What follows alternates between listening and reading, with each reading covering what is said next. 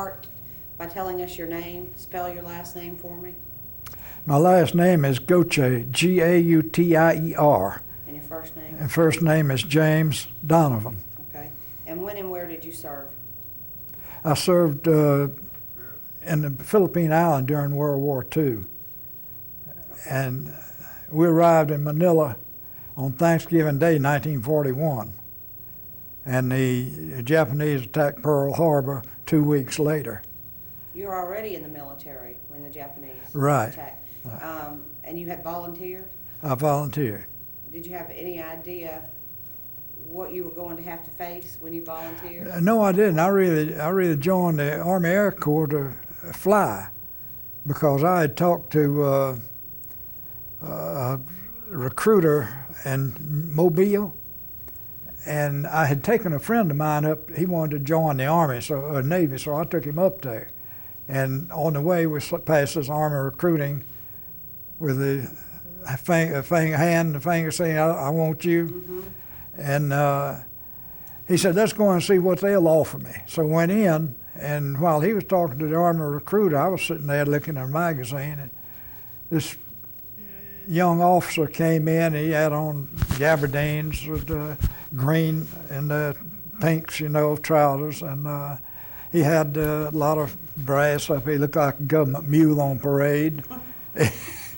And he said, when he asked me what I was doing, I told him to bring my friend up there. He said, well, he said, the Air Force is Air Corps is looking for a lot of men. Said they've expanded, asked for 25,000 men. And he went on to explain. I said, well, I've been taking flying lessons out here at Bates Field in Mobile. And, he said, I know you instruct out there. He said, you're a natural. Oh, boy, I'm beginning to puff up, And so anyway, he talked me into it, and I went in the Army Air Corps from there. And, of course, ended up at Barstow Field for basic training. So you're a survivor of the Bataan Death March. That's correct. Can you explain to me the circumstances of your capture? Well, the Japanese, we were on the front line. My outfit was on the front line and in the edge of the jungle there. And the Japanese broke through our left flank, the Philippine Army outfit. And our commanding officer came from his little CP, which was between our main line and the outpost line. And he come running by there, and he said, Sergeant, he said, be ready to move out when I ring the gong. He said, just hold the Japs off until I ring that gong. So we waited, and the gong never did sound. The Japs were spreading out, on that breach they made. And the platoon sergeant sent a runner back to the CP, which was behind the line. And the runner came back in about 25 minutes. He said, hey, they cleaned out. There's nobody back there. Everything's gone. So all this sergeant could do, or platoon sergeant could do, was tell us, said, men, just destroy your machine guns and try to get to Corregidor. Because by this time, the Japanese were all through the jungle, and they were firing everywhere. And so we destroyed our machine guns, and 4 or 5 of us got together and took off south. And we had to climb over to Marvelis Mountain before we could get to Marvelis, which is on the tip of the island, where we might get a boat to go to Corregidor, which is about 2 miles offshore in the entrance to Manila Bay. And it took me 2 days. And out of the 5 of us that started, I ended up the only one. I lost all the rest of them in the jungle under different circumstances. And I came up on the national highway that ran from Marvelis all the way around to Manila. And it was about 7 o'clock in the morning. And I was 29 miles, our line was 29 miles from Marvelis. So we was traversing all this through the jungle and over the mountain. And when I climbed up there was a roadblock that had 2 military policemen. Oh man, they were sharp. They had white covers on their caps, and white gloves and white belt, white holsters and white spats. One of them, "Soldier, come here." So I started up to where they were, and this one guy said, "We've got orders to send everybody back to the front line. All you stragglers got to go back to the front line." And I said, "Well, I wanted to tell them that the front line was right close behind me." But I didn't have to tell him because a little Jap machine gun opened up not too far from us. It wasn't shooting at us, but it was in the vicinity. And boy, they disappeared. They were gone. So I turned and went on towards Marvelis. And so you were captured? Well, General King, the commander of all forces on Bataan, he surrendered us on the 9th of April. And our line broke really on the, I guess, the 6th of April. Could have been early as 7th. But he was in command, and there must have been 100,000 or more people, civilians, military, and everything right around that Marvelis area there. And so he figured, hey, it'd be a massacre if I don't surrender these troops. Mm-hmm. So he took it upon himself to surrender against all orders.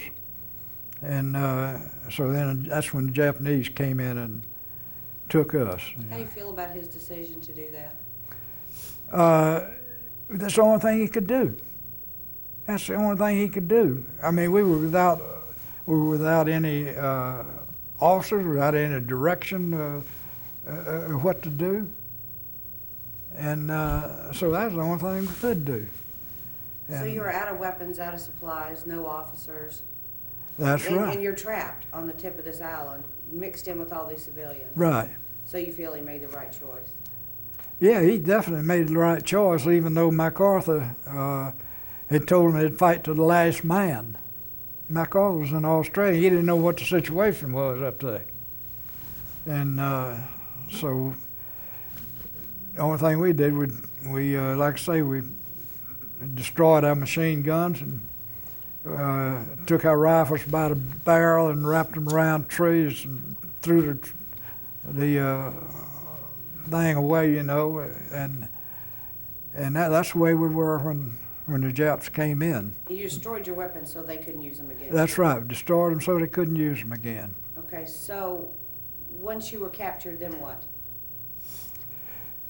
Well, they came in, the Japanese came in, a tank came in, had an officer on the tank, and he had everybody line up, all military people lined up. And they went down and we had to put everything we had out on the ground in front of us. And of course, I had a lot of Jap soldiers with them, and these soldiers coming down the line, inspecting everybody, shaking them down, and going through whatever they had there, and they'd take whatever they wanted, and they'd take rings, and they'd take watches, and some of those rascals had watches all the way up, both on, you know.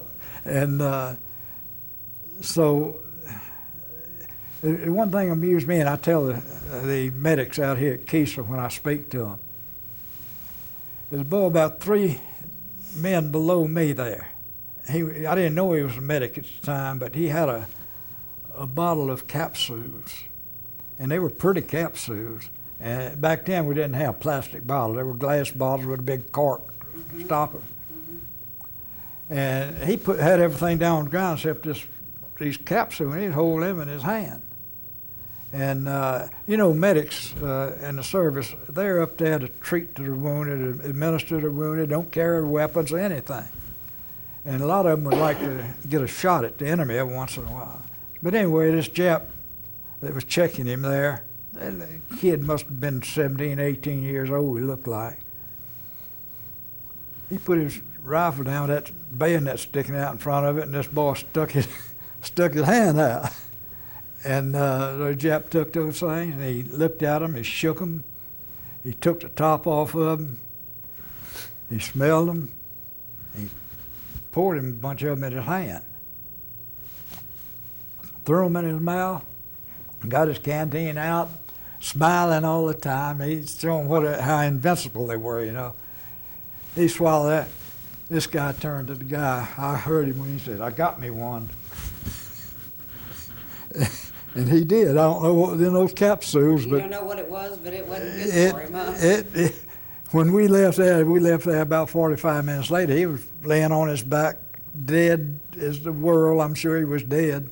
And these other Japs would come by there and they'd kick him and tell him to get up, but he was dead. So I don't know what was, but that medic got him one. I'll tell you. So then how many were you? How many of there were you? Well, in my organization, now I don't know the entire number on Bataan itself, but in my organization we had 880 men. And when the war was over, we only could account for 300 when the war was over.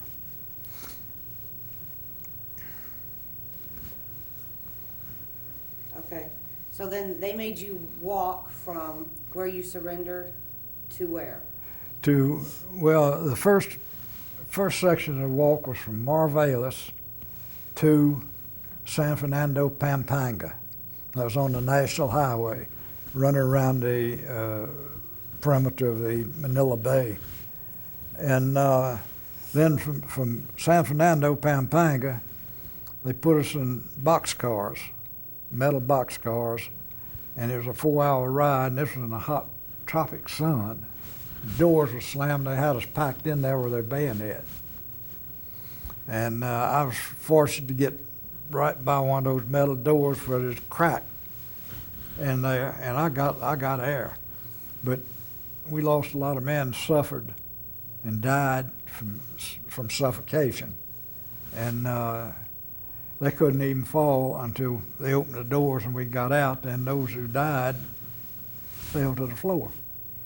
And then from there, they formed us up again and marched us about 7 miles out to Camp O'Donnell, which was the final destination of the march.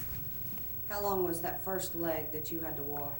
About 65 miles. And what was that like?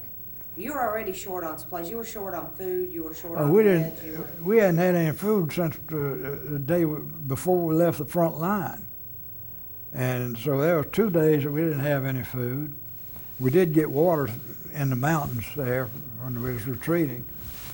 And when we started on this march, they wouldn't let us have any water. They didn't give us any food. And you'd pass all these little barrios along the roadway and have a community well, an artesian well, and the water would be splashing out on a big concrete slab. And that was the most beautiful stuff you ever saw in your life. But they wouldn't let us get it. And they would let the men drink out of carabao wallas. The carabao, they pull all the plows and the wagons and so forth. And they're kind of like an elephant. They have to get down and get wet and muddy and everything. So the Japs would let the men drink out of those. Wouldn't bother them. But if you drank out, that was just like death in itself. And I never did do that. And about the third day, we came to a stream coming out of the mountain, and it was running out into Manila Bay, and they told us we could get water. They say, "Miso iko imane," and we didn't know what to say, but their motion meant that we could get water. And boy, I know I hit that water and got my head under it, and I cleared all the mud and stuff out of my mouth, and I kind of got my tongue where it would work. And pretty soon I got to where I could swallow. And I drank as much as I could possibly get, and then I came up for air. And by that time, my eyes were all messed up too. My eyes began to clear up.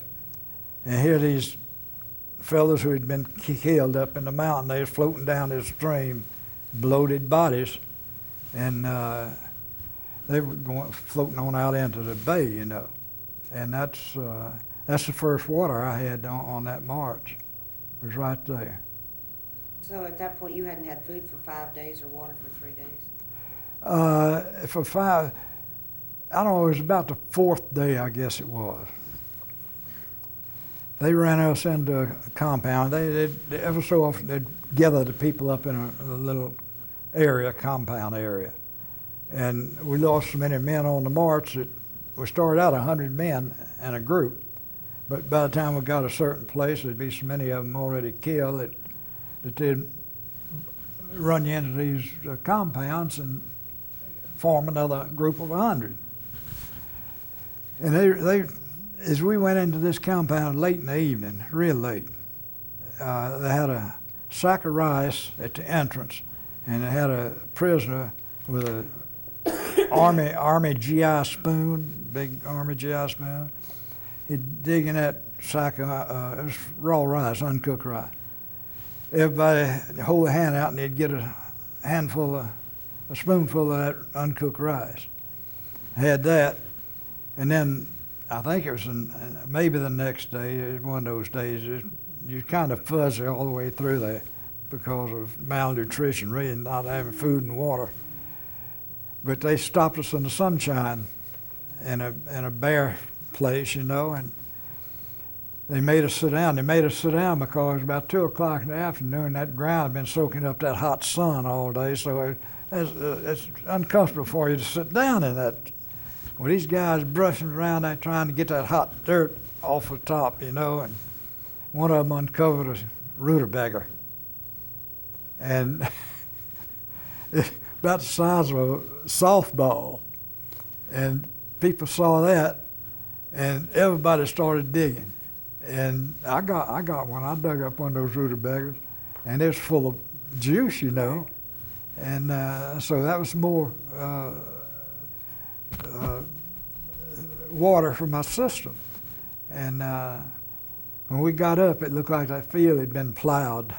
Did they see you doing that? Did they not mind you? No, they didn't pay any attention when they got you in that compound. Because they didn't have to worry you couldn't go anywhere. They couldn't go any place. They had guards out, you know. So, what if you disobeyed them or tried to run away or? I mean, Well, you had them outnumbered at that point, right? Oh yeah, but you wasn't in any shape. You couldn't do anything. You were too weak to do anything.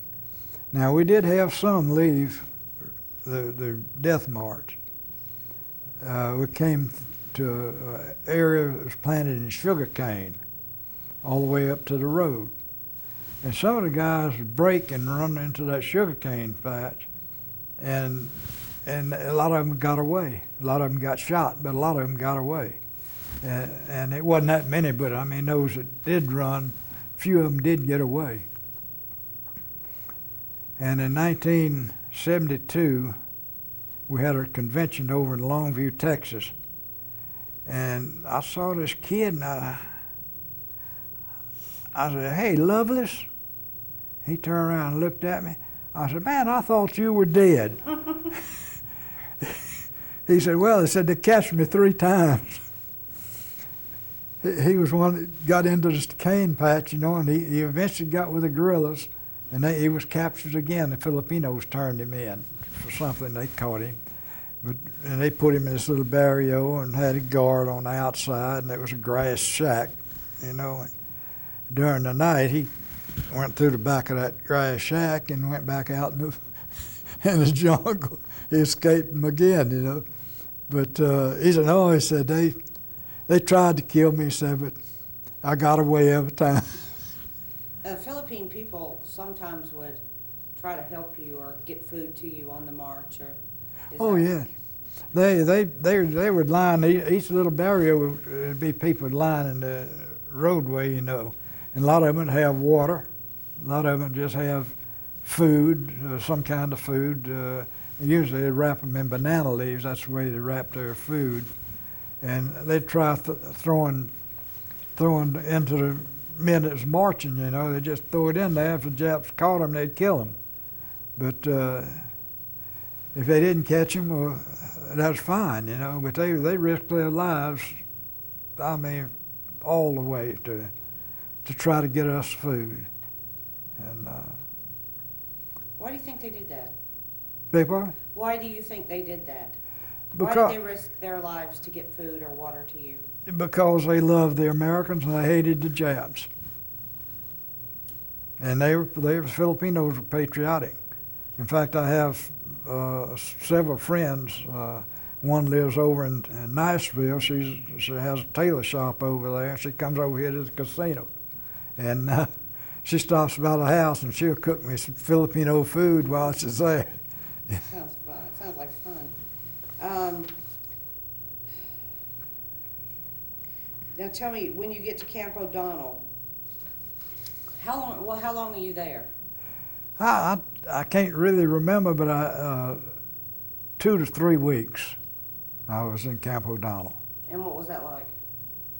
Death warmed over. We had what they call luau. We get about a coffee cup full of luau. That's rice cooked to a pulp in the morning, and then in the afternoon we get a teacup full of that coffee cup full of that rice and luau, and we had one water spigot there, and I think there was better than 6,000 men there, and there's one water spigot that just trickled water, and the guys are standing in that line 2 or 3 days before they could get up to get water. And this friend of mine from Louisiana, Enzer was his name. You read my book, I didn't you? did. Well, Enzer, he said, Cajun, and my nickname was Cajun. He said, Cajun, we got to get out of here. He said, we're going to die if we stay in here, because we lose 75 to 150 men a day dying, you know.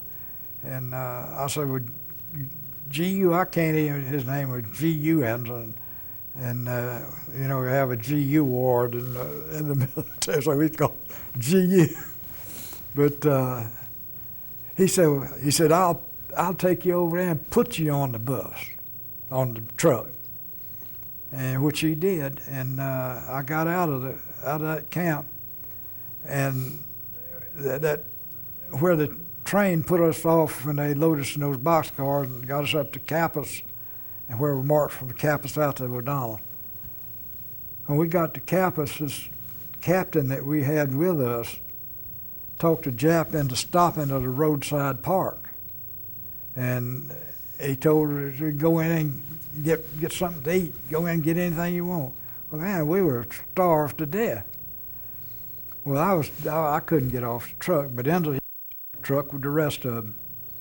And when he came back, he had an old cap full of great popsicles. And in the meantime, while they were in there, I heard this, Joe. And I looked around, there's a little Filipino boy there, and he was holding a market bag up. So I reached over and got that and pulled it up. And I looked around to thank him, you know, and he's gone. Of course, if they'd have caught him, they'd have killed him. And I looked in there, and there was 2 bottles of California port wine. And then in the bottom of the bag was these round sugar cakes, brown sugar cakes they feed the Carametta ponies, you know, give them energy to pull those Caramettas. That was a mode of transportation really before the war anyway. And so when Enzer came back, I had a canteen cup by then, filled it full of grape popsicles, and poured California port wine over it. Didn't even, I drank it all the way down. And I know you've seen Popeye eating a can of spinach. Well, that's exactly how it felt from the first swallow. You could feel the strength running throughout your body, just like that, you know. And so we drank 2 or 3 cups of that, and Enzer and I did. And we were going back to San Fernando, where the first part of that march ended in San Fernando, Pampanga. We went back there, and we got in there. I jumped off that truck. I didn't need any help. I was beginning to get my strength back. My eyes had cleared up. It just took a little nourishment to snap me out of it. Do you know how much weight you lost from the time from the time of the surrender until the time you got away? Well, I had lost about 30 pounds on the front line because we was without food. And I don't know what I lost on the march, but when we got those trucks, that was truck driving detail, and they sent us up into the mountains of northern Luzon, and we were up there for a little over 2 years, but we got our strength back. I went back to 200 pounds, and the work that we were doing, handling 55-gallon oil and gasoline drums, we got our strength back. Then they sent us back to Cabanatuan prison camp, and from there they put us on a ship, or put me on a ship, and sent me to Kyushu Island, where I worked in a coal mine until the war was over. And when I weighed in at a little aviation engineer outfit that had moved into Kyushu Island, I weighed 96 pounds on their weight scale there at this little aid station. And hey, normally I weighed 200 or better pounds, but I was fat. Now, I want to tell you, I was fat. Now, some of those poor fellas weighed 75, 77, 76, 86. You can't imagine people even living like that.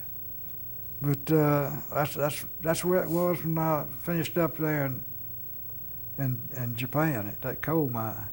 So aside from the fact that you had almost nothing to eat or no clean water, were you treated badly by the Japanese while you were a prisoner? Well, it was just according. Now, we had pretty fair treatment, pretty good treatment up in Baguio.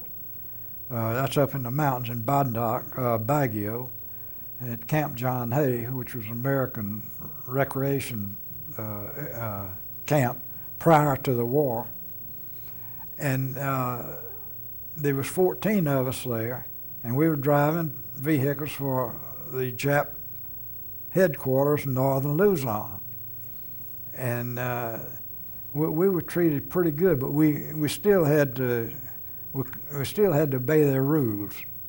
And we had a few beatings along the way because we failed to bow, or we did something they didn't think we should have done, and they'd work you over for that, you know.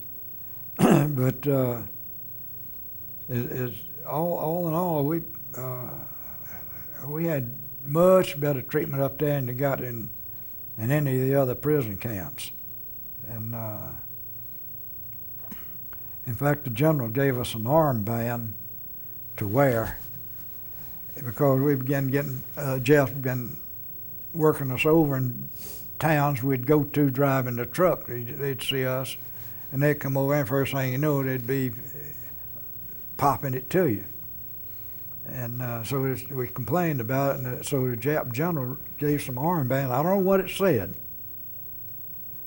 but the transportation officer gave them to him and said, "You wear this anytime you leave the camp." And boy, it didn't take long. It didn't take long before Japs throughout the area where we were working, they'd come up and they'd see that armband, and that'd stop them right quick. Well, I said, no.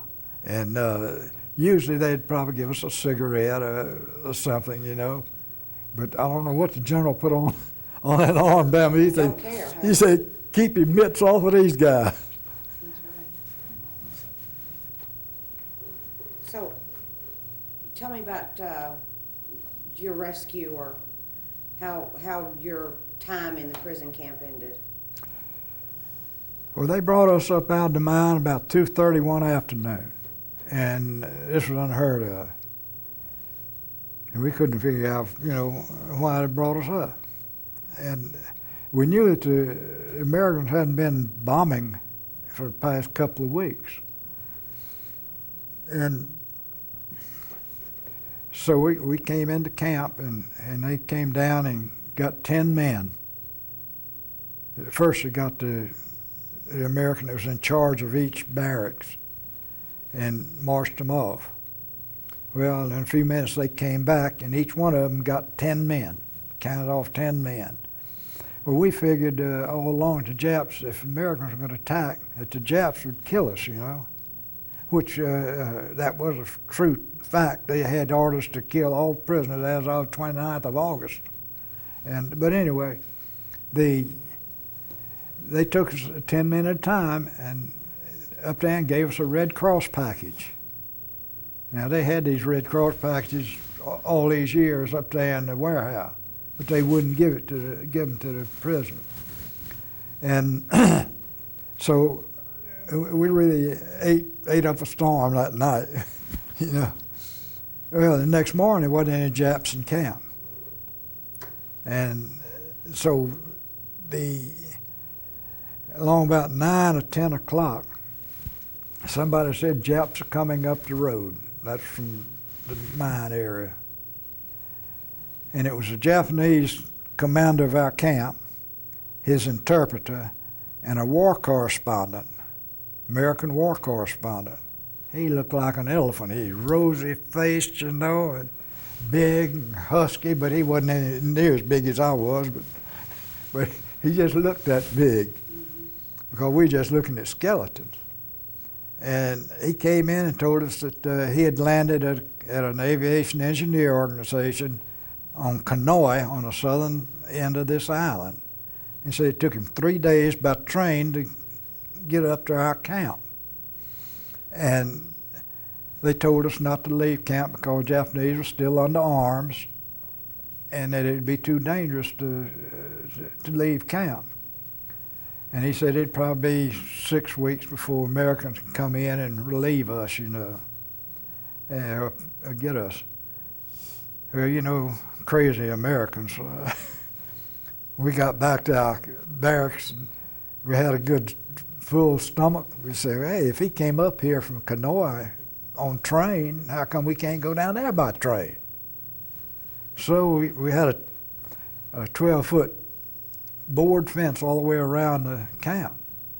So we kicked a couple of boards off the back fence there, and we went down to this railroad station. There's 5 of us. And they were loading Japs into transport coaches. And we climbed up, we were on the opposite side, we climbed up into the cab of the engine.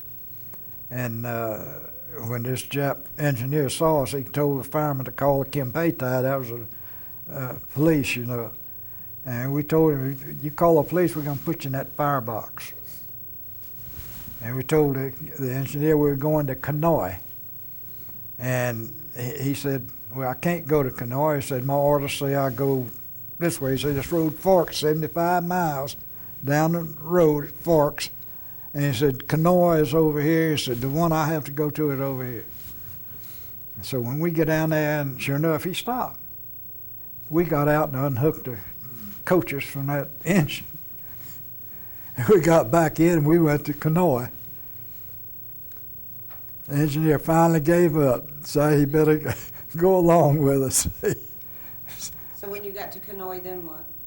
When I got to Kanoi, it was about 9 o'clock at night when we got into the station. And we'd picked up a boxcar, and we picked up a few more prisoners who had worked their way down to the railroad, And there was 2 MPs at this railroad station. So we pulled in, and one stayed up by the engine, the other one came back to the boxcar. And by the time he got back there, we were getting out. And he said, where in the hell have y'all been? And we said, well, we've been in prison. He said, we just got out of prison. And by this time, the guy was up at the engine. He got the engineer and fireman out and marching them back towards us. Had that Tommy gun. He said, what do you want to do with these so-and-so and so-and-so? And so he was ready. He'd have blasted them right there. But we don't know. They were good to us. They took us into a hotel, which he did the next night. He took us into a hotel and got us all fed, and everything. And so we don't know. That's fine. But anyway, they took us on out to their base. I called and had them come down and get us. And that's when they deloused us. They washed us and sprayed us and powdered us and gave us some clothes. they washed us a couple of times, tell you the truth. You've not But- had a bath the entire time? No, you were- Lord, and they gave us these clean clothes to put on, and they weighed us and took that little doctor. He stuck a thermometer in my mouth, I said, "Doctor, I don't need nothing but a little food." I said, "I don't need that thermometer." Nothing wrong with me, but I'm starving. And but anyway, those MPs alerted the kitchen, I guess, and so after they got those of us that was there, I don't know how many it was in there with them. After they got us all squared away and got us into clean uniforms and everything, they took us over to the mess tent, and all the cooks were there, and they was cooking anything you wanted, just name it. They had already started cooking pies, and they was cooking steaks and pork chops, biscuits, and you name it. And they had cases of chocolate bars, and they had cases of cigarettes. Just take anything you want. Just help yourself, anything you want. And while we were over there stuffing ourselves, they fixed us a place where we were going to stay that night. Well, now we've been used to sleeping on the floor or on the ground, and you'd be surprised when I walked into this tent and here was a bunk. It was made up. It had the white sheet turned down on that blanket, white pillowcase on the pillows. Hey, that was heaven.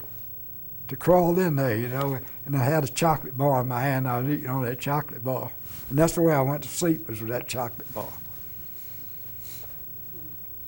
What's your best memory? A chocolate bar? At that time, yes, it was a chocolate bar, but the best memory, I suppose, is when we flew back. I talked to pilots. They took us out there the next day on C-47 transport, and I was the only one in the group that had anything to do with Air Corps, and so the pilot asked me to come up in the cockpit with him, and I did. I asked him if he'd fly back over our camp, and he said yes, he would. And so the crew chief had a toolbox, and so we wrote our names down on a list, wrapped it around a big bolt, and the co-pilot is from Texas, and he had one of the big old Texas bandana handkerchiefs, and so the crew chief made a parachute out of that thing and rolled it up, and we flew back over to camp, and he threw it out the back door, and we were circling. We could see, boy, they looked like ants running to that little parachute that came down. And I talked to some boys down in Manila about a week later, and they said when they got that parachute with that note with our names on it, he said it was just like a bunch of covey of quail leaving there. He said they flooded out there for the railroad station. And because on that note was said, I put on the bottom, "We'll see you in the States." And that was the greatest time of my life, to be free, headed home, right there, What's the worst or the hardest thing that you had to endure?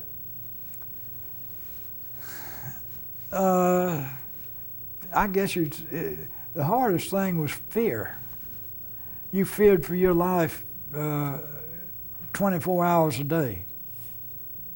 You didn't know whether if you passed the jump, you didn't know if you're going to be killed or not. And that was the hardest thing. And I guess that had to be the hardest thing, just fear, because you didn't know whether you're going to live or not. But see, I wasn't smart enough to make decisions that I made at the time. I wasn't smart enough, so I know that God was putting the things in my head to say, which would be the right thing to do, as I say, to get me home. And I guess that's what happened all the way.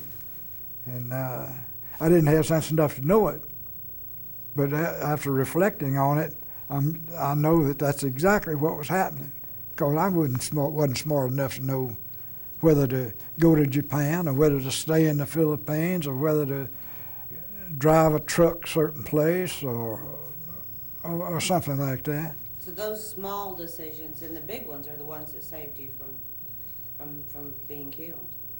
Yeah, of course I ran a truckload of Japs over a cliff up there. That was something I was real proud of. And I lived to tell about it. And I'm sure the Lord was taking care of me there too.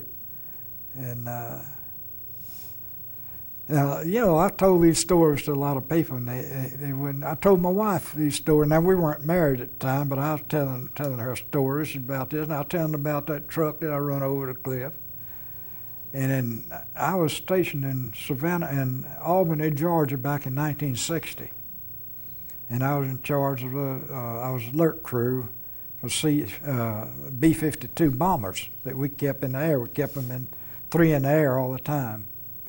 And one Sunday we were having lunch, and this car drove in our driveway, and I told my wife, I wonder who that is. We hadn't been here long enough to make friends, you know.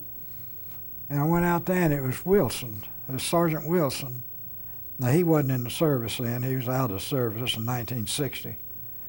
And 2 young girls got out. His daughters got out, you know, and his wife out of the car. And he came in, and Wilson was driving the truck just in front of me with all the Jap guards in it. I was driving a propaganda crew. It's what we were traveling with. And I had the propaganda crew on my truck with all their equipment, the cameras and whatever. And Wilson had all the guards on his truck preceding us in case of an ambush, you know. And anyway, he came into the house and we got talking about me running that truckload of Japs over a cliff. That's when the wife believed it. Yeah. If you, knowing everything you know now, if you could go back to being 18, 20 years old, when you walked into that recruiting office, would you have joined or would you have run? Well, I'd have probably run. I should have stayed at LSU, and if I'd have stayed at LSU, I'd have sure it would have been a pilot, because I'm a pilot now, and I'd have probably been sent to Africa or Europe someplace and been shot down and killed. As it was, the decision was made that I'd do this, and that got me home. I mean, that's one of the decisions that brought me home. Because I was at LSU, I was ROTC, and I didn't want any part of the infantry. So where did I end up? I ended up with a rifle and bayonet on the front line in the jungle as an infantry soldier. Anything we didn't talk about today you want to talk about? Anything you want to say that we haven't touched on?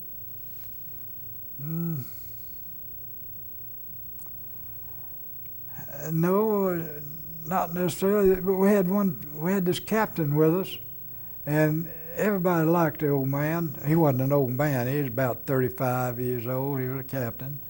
Good-looking fella, nice-looking fella. And he was helping the Japanese, helping the Filipinos. And they finally got him. And I was trying a pair of Jap shoes one morning, early in the morning, in the room, and this Japanese intelligence officer came in. He said, "I wish to speak to the captain." I said, "He's out at the garage." He said, "Tell him I wish to speak to him." So I went to the window, and we had big open windows. There were about 4 by 6 foot windows that opened this way. And the garage was down below us down there, so I put my hand up and I hollered, "Captain Kempeitai wants to see you." And I was just warning him in case he had done something, let him get to thinking about things. And when I said that, this Jap hit me with his saber. It was in the scabbard, but he swung it around. He would say, "No speak, Kempeitai." And he didn't want me to tell the captain that he was Genpei Tai. And the reason I told him was for the simple reason that I wanted him to know it, you know. But anyway, when the old man came in, he bowed to him, you know, and this Jap told me, he said, I wish to speak to the captain alone. So I gathered up the shoe shine and stuff and went into the next room. It was a concrete block building. And after about 5 minutes, I said, well, I'm going to go back and get another rag, just see what's going on. And the door was open, they were gone. And he had 2 guerrillas working in the Jap kitchen, which was down at the end of the hall. And when one of the guerrillas saw him, he took off, he followed him. He followed all the way into Baguio, the town. And he told us later. He said they gave the old man water treatment every day and hung him up by his arms in the sun and interrogated him. And he said that, you know, when they give you the water treatment, you go out, you become unconscious. And then they beat the water out of you, they stomp on you and everything. And then they'd hang him up and let him dry out in that sun, you know, and they'd question him. And this Filipino said that every time, he said they'd be questioning him, hanging there, they'd get up, question him, say, speak up, slap him, you know. And he'd mumble something else, and they'd get a little close, and he said he'd spit on them. And anyway, they took him to Manila, to Jap headquarters in Manila. And this Filipino followed him there. And he never did come out after 2 weeks, and the Filipino came back to Baguio, and nobody's ever heard of Captain Darius since then. And I went up to Arkansas, and I located his wife, who up there, and she was with a friend of hers in a restaurant one night. And I asked if I could talk to her for a minute. I told her who I was and that I knew her husband, you know. So I sat there and talked to her for about an hour and told her all I knew about him. And she had never heard anything from anybody about her husband. And so that's one thing I hated about that. Another thing I hated about it was the Japanese interpreter that was on that propaganda crew. He was reared by American missionaries in Japan. They educated him through college, and he was a sports writer for one of the big newspapers in Tokyo when they drafted him in as an interpreter. So, and that's the only thing I hate about it, because now he didn't die in the first plunge, but he. While they were in the hospital, while he was recuperating, I guess, we took that entire Japanese headquarters to Manila and put them on boats. They were going to the Solomon Islands, this whole crew. And then we brought another new crew of Japs back up headquarters in Baguio, and they'd tell us that when we first saw this guy, he looked at us, you know, and looked at us, and he had that puzzled look on his face. He couldn't recognize us. And these new Japs say he was crazy. And he was a crazy man. And that's the only thing I regret about dumping that bunch of Japs over that cliff.